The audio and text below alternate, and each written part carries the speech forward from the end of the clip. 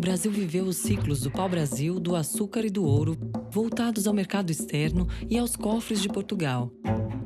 Durante o Império, começou o ciclo do café, também voltado à exportação e produzido em latifúndios com mão de obra escrava.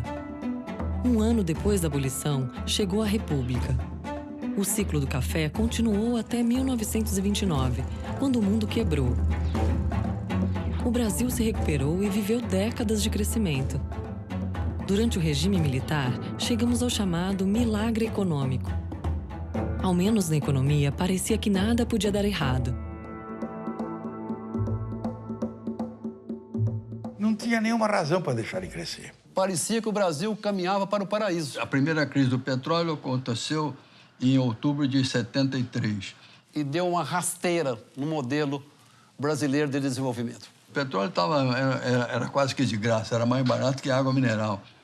Nós pagávamos $1,60, $1,70 por um barril de petróleo. Era o preço de uma garrafa de água Perrier. Em 74, o Simmons estava pagando $6 o barril. Mais alguns meses depois, $12 o barril. O primeiro choque do petróleo produziu uma crise internacional. A rainha da Holanda andava de bicicleta para economizar a gasolina.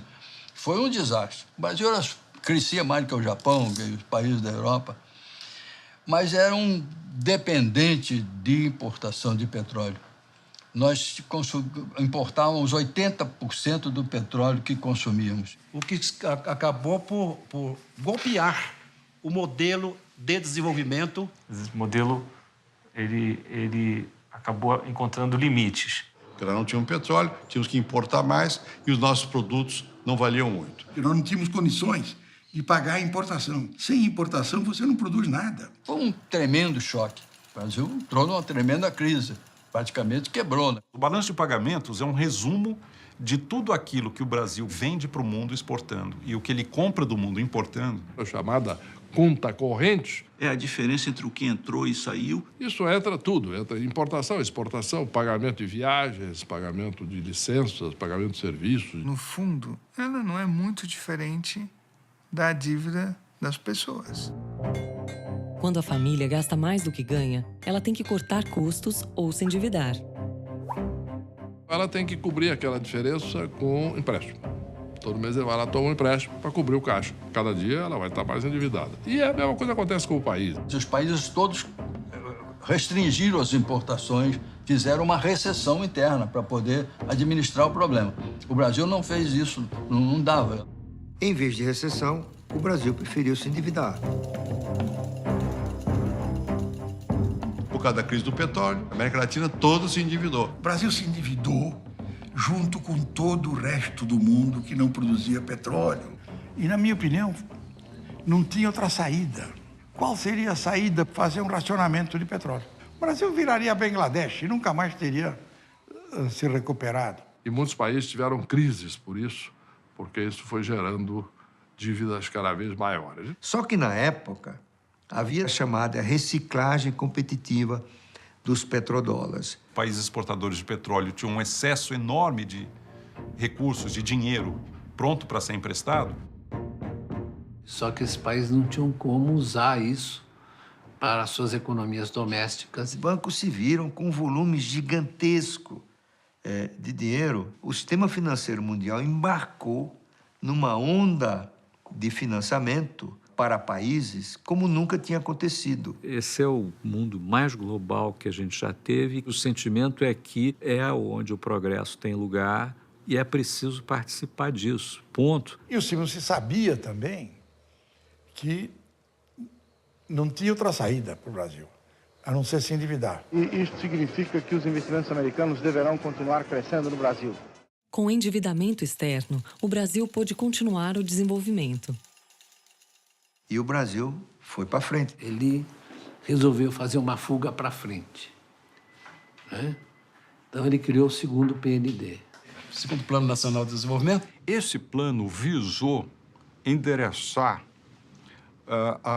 uma nova etapa no processo de substituição de importações. Mas num nível mais sofisticado. O Brasil resolveu passar para o estágio da produção de bens de capital, máquinas, equipamento, etc. Na área química, na área siderúrgica, na área de papel e celulose. Infraestrutura, siderurgia, metais não ferrosos. A indústria petroquímica, energia, pesadamente, Itaipu. Estradas de rodagem. Tudo quanto era parque produtivo, novas ferrovias, um programa atômico monumental e criando uma estatal por semana. Criaram 400 estatais. Foram muitos processos simultâneos que deram origem a um grande ciclo de crescimento também.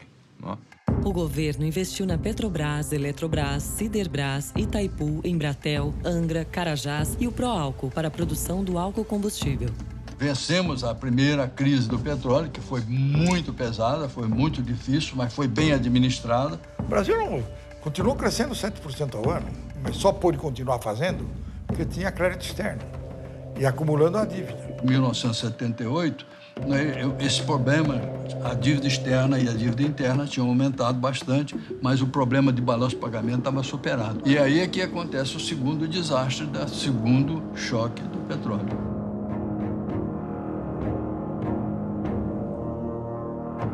Nós, como vários outros países que haviam se endividado por ocasião do primeiro choque do petróleo, sofremos um triplo golpe. Nós tivemos o segundo choque do petróleo, uma nova quadruplicação em 79. Se no primeiro choque passou de 2 para 10, no segundo choque passa de 10 para 36. Quando eu voltei para o governo, $46 do barril. Era impossível você fazer um desenvolvimento das exportações que pudesse pagar isso. Aí foi uma desgraça. Nós tivemos que administrar esse problema com mais a dívida externa. Depois do choque do petróleo, a inflação chegou a 12% nos Estados Unidos, então eles levaram a inflação, os juros, a quase 20%. O Volcker, presidente do Banco Central norte-americano, elevou as taxas de 2,5% a 3% até perto de 20%. Aquilo nos pegou numa posição frágil. Como os nossos contratos eram em juros flutuantes, nossa dívida triplicou, né? Nós já tínhamos uma série de projetos e investimentos ordenados, como Itaipu, por exemplo, que passou a pagar 25% de juros sobre os empréstimos que havia tomado no mercado internacional. Isso reverberou no mundo inteiro, produziu um grande choque, arrochou o crédito mundial. Porque você estava em uma plena crise mundial, uma crise de proporções gigantescas. Uma crise que quebrou o mundo. De maneira que já em 1980, 81, o Brasil se defronta com um bloqueio no financiamento externo. Que levou o Brasil a quebrar financeiramente, como quase todos os países da América Latina, exceto a Colômbia. E, além disso, houve uma recessão sincronizada dos países da OECD, os países ricos. Cada um desses eventos por si só já seria dramático. A combinação dos três, num período muito curto de tempo, significou que vários países se viram em dificuldades insuperáveis. O presidente Figueiredo costumava dizer o seguinte: soltaram contra o meu governo os 4 cavaleiros do Apocalipse. Só falta uma praga de gafanhoto. Peguei o carro, saí de lá, meio constrangido. Aí eu pego o jornal, abro assim, uma onda de gafanhotos invade Mato Grosso. Além da dívida, do balanço de pagamentos e da queda do PIB, chegava ainda outra praga, a inflação ascendente. O nível de endividamento não é do Brasil, é do mundo. Tinha atingido proporções que não tinha mais condição de continuar. A dívida tinha adquirido um tamanho que era impossível de ser resolvido. Então, o que aconteceu? O que houve foi uma crise da dívida externa na virada dos anos 70 para os 80. Todos os países que importavam petróleo se endividaram por um mecanismo muito interessante, que é uma espécie de jogo de criança. O banco emprestava para a gente o dinheiro para comprar o petróleo do árabe. E o árabe pegava o dinheiro e depositava no mesmo banco. Então, tinha uma brincadeira de roda. Em algum momento, alguém chegou e disse: mas eu quero receber o meu. Não, o teu não existe. O que existe é a roda. Ou você quer continuar rodando, ou quiser, para. Aí o mexicano parou e desabou o mundo. Desabaram todos os países. Então, quando chega em 1980, quebra a Polônia. E em 1981, quebra a Argentina. Em 82, quebra o México, pede moratória. Essa moratória aconteceu há poucas semanas da reunião do Fundo Monetário Internacional. O secretário do Tesouro americano disse: olha, o Tesouro americano não tem nada com isso. Vocês, bancos, emprestaram, vocês, países, tomaram o dinheiro, vocês que resolvam. Numa palavra, danem-se. Aí gerou o pânico. Então, houve uma interrupção instantânea do crédito para os países devedores, os países em desenvolvimento. Os bancos pararam de dar crédito ao Brasil e rapidamente as reservas internacionais se esgotaram. Quer dizer, o Brasil quebrou, né? O Brasil entrou em default, né?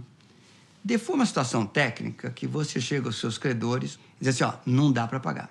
Era o início da crise da dívida externa, que se estenderia por muitos anos.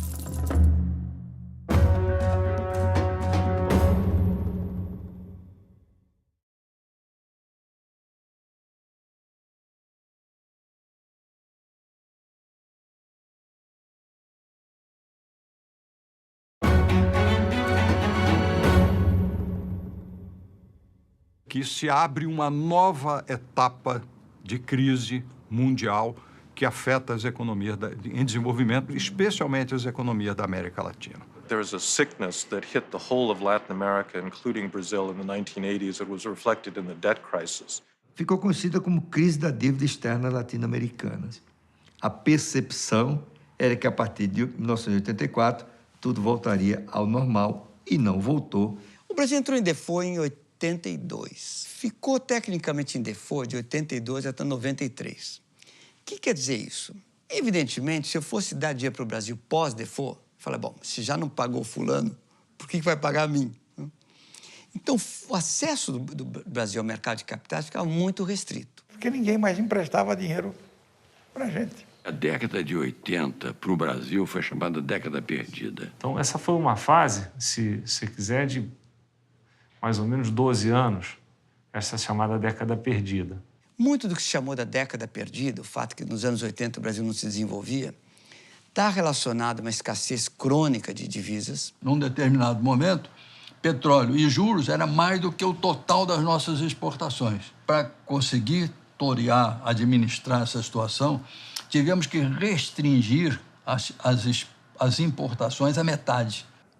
O país tomou a decisão de centralizar as operações de câmbio. Toda a operação de câmbio passava pelo crivo do Banco Central. E aí nós passamos a controlar o pagamento das importações.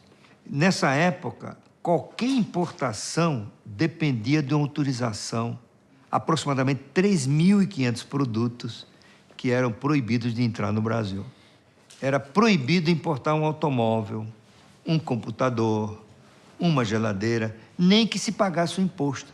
Simplesmente o governo não autorizava. Então, havia guias de importação. Quando a crise se aprofundou, era proibido emitir a guia. Era a chamada política da gaveta, que chegava o pedido de importação, botava na gaveta, engavetava. O país mantinha um controle de capitais sobre saída.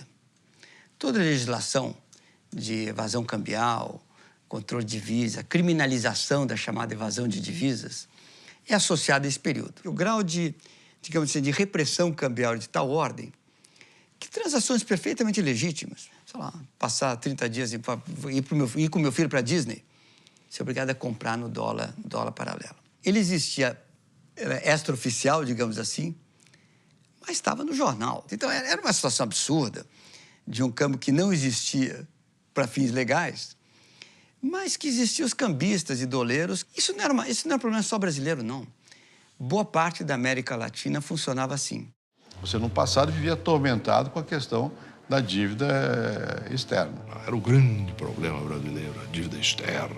A crise da dívida evoluiu por etapas. A primeira etapa, a rolagem da dívida, como se chamava, que era receber os recursos dos bancos para poder pagar os bancos, para não criar a inadimplência. A prioridade era pagar os bancos, para poder manter a bicicleta rodando, né? E houve uma corrida de procurar recursos para pagar as dívidas, acordos com o Fundo Monetário Internacional, coisas dessa ordem, né? Eu acompanhei todos os ministros da Fazenda que foram a Washington para fazer o périplo da dívida, visita ao Fundo Monetário, visita ao Banco Mundial, visita ao Tesouro Americano. Foi aquele período intenso de negociações com o FMI, carta para lá, carta para cá? Nós tivemos sete cartas de intenção com o Fundo Monetário. Essas cartas são o seguinte. Era o programa que o país acertava com o Fundo Monetário, com o Banco Mundial. Então era preciso que o Banco Mundial desse financiamentos, mas em contrapartida ele solicitava ou impunha as chamadas reformas estruturais. Você vai precisar fazer um superávit no orçamento de X. Você vai precisar controlar meios de pagamento, manter a tua taxa de câmbio flutuando. No fundo, era uma desregulamentação da economia e a abertura do setor externo. Então você se compromete. Depois, ele vem para ver se você cumpriu o que você prometeu ou não. Você estava honestamente dizendo, eu quero chegar a este superávit. Pois o Brasil renegociou essa carta 7 vezes.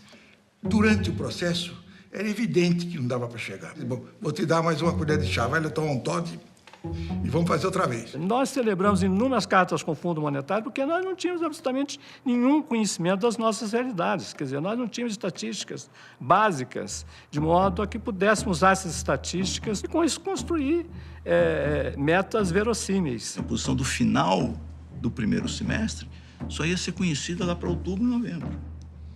Então, não era uma informação que tinha qualquer utilidade sob o ponto de vista de gestão das finanças públicas. E sem informação, o próprio Estado funciona pior, né? Porque o próprio Estado não tem informação adequada para tomar suas decisões. O Brasil sempre era visto assim, com uma simpatia. O brasileiro, todo mundo gosta. Quem não gosta do Brasil? Todo mundo gosta do Brasil. Mas olhava-se sem muita seriedade, né? Com um certo sorriso nos lábios. Assim, um país não muito sério. E a população ia às ruas contra o FMI. As receitas do FMI não eram remédios doces, eram remédios amargos. Às vezes era sacrifício. O governo tinha que gastar menos, o país tinha que desvalorizar a sua moeda. Significaram corte de políticas sociais, recursos de políticas sociais, deterioração do poder aquisitivo dos salários, precarização das relações de trabalho. É evidente que o FMI tem a sua própria visão do mundo, mas dizer que o FMI vem para prejudicar o país é uma grande tolice, E há muita incompreensão sobre o FMI. Então, esta falta de conhecimento do trabalho que é feito, da relevância desse trabalho, faz com que haja visões políticas interessadas, né, pouco sinceras, interessadas em difundir uma visão como essa. Mas que você pode usar no processo eleitoral. Era muito... Fora FMI. Seu país se rebelava contra isso, etc., e dizia que não ia pagar e tudo isso. Porque essas populações foram instrumentadas por uma visão equivocada. Só olhar para a Argentina agora e ver quanto vale uma ajuda boa, bem feita da FMI. O Brasil foi o país que ajustou mais rapidamente a sua economia. O Brasil voltou para o equilíbrio em contas correntes. Nem foi por virtude, não. Foi por causa de uma política recessiva profunda. Em 81, nós tivemos uma queda de 3 ou 4% do PIB e em 83, novamente, um encolhimento de 3 ou 4%. Para você ter uma ideia, o PIB per capita brasileiro caiu em nada menos que 81, 82, 83. E o número de gente que precisava trabalhar aumentou muito.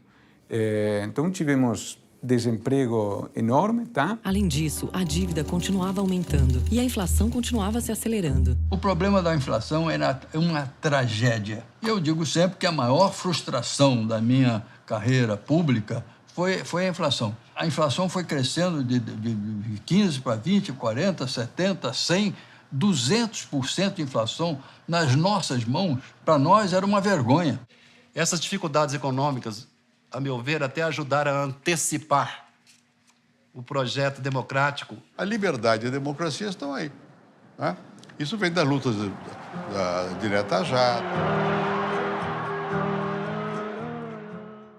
E a gente venceu a ditadura juntos, unidos. A morte foi decretada na Praça da Sé. População na rua pedindo o direito de votar. Eu, aos 19 anos, estava dentro de uma prisão, grávida do meu primeiro filho. Abraçada com pessoas que eu não conhecia, chorando, abraçada na bandeira do Brasil. Mas, efetivamente, essas eleições não foram diretas. A proposta foi rejeitada pela Câmara. A ditadura sobreviveu mais 2 anos, né? Mas já estava ferida de morte. As eleições foram indiretas, mas Tancredo Neves e Paulo Maluf as disputaram como se fossem diretas. A crise se torna cada vez mais profunda e o ministro Dornelles ia ser ministro da Fazenda. Havia entregue a ele, Dr. Tancredo, uma churumela de documentos, um cartapácio, sobre a situação da economia brasileira. Alguém quis agradá-lo. Falou assim: doutor Tancredo, o senhor foi fundamental para acabar com a ditadura, botar os milicos para fora. Então o doutor Tancredo falou assim: botamos os militares para fora, coisa nenhuma. Eles viram isso aqui e desistiram. E deu uma gargalhada, né? Em 1985, o Colégio Eleitoral elegeu presidente da República o senador Tancredo Neves. Depois de 51 anos de trajetória pública no país, onde foi quase tudo, né?